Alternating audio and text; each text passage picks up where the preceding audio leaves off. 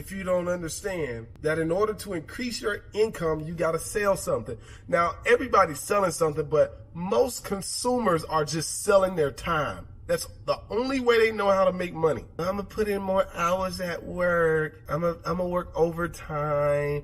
I'm gonna get a second job. That's the worst possible way to earn any extra money. I am late for a meeting with Amazon, but I finally made it up. That's right, where am I? All right, so now I am 4 minutes late.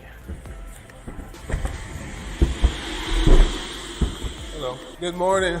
How are you? Good. Thank you. Going down. So put it on top of the part. Yeah. Yeah, the part. Is there any recommendation under like 5%, 10% or something? Well, that's completely, here's the thing, right? If you talk about something like MySQL, well, if you want to do MySQL RDS, that's click, boom, right? So you've got it. How much you want to charge them for the adage for the heating guy, right, who comes out and charges me $100 to turn the screw and walks out because the water heater needed to be adjusted. I'm only paying him about 5 cents to actually.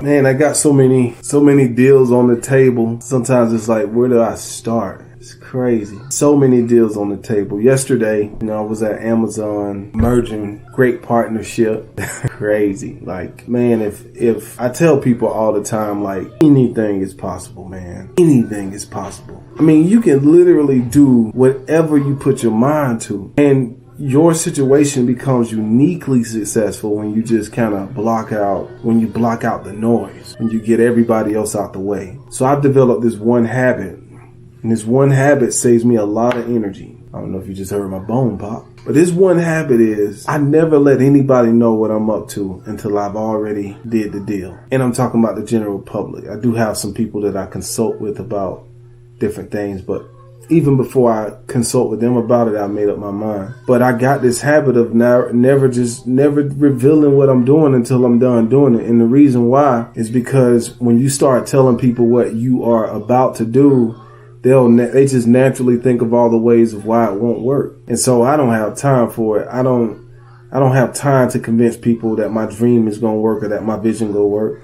I just do it. So you need to learn how to put all your energy and all your time into it. That's going to train you. That's going to train you to give things your all. So what I do is I just give things my all. Like if I have a vision, I just give it my freaking all. I don't care who tells me not to do it. I do it. And if you don't have that type of resilience, the moment you share your opinion with your dad or your mom or your boy or your girl and they don't agree with you, you're done. You're gonna give up. Or the moment you have a vision and you call one or two people trying to sell them on your vision and they reject you, you're gonna stop making calls and your deal is over. I see it all the time. So many people do that. They give up. To them, it's easier to just settle for what other people want them to have. I could have laid down a long time ago and just settled for what people told me I was ready for. So sometimes you even gotta move. You gotta move outside your current location sometimes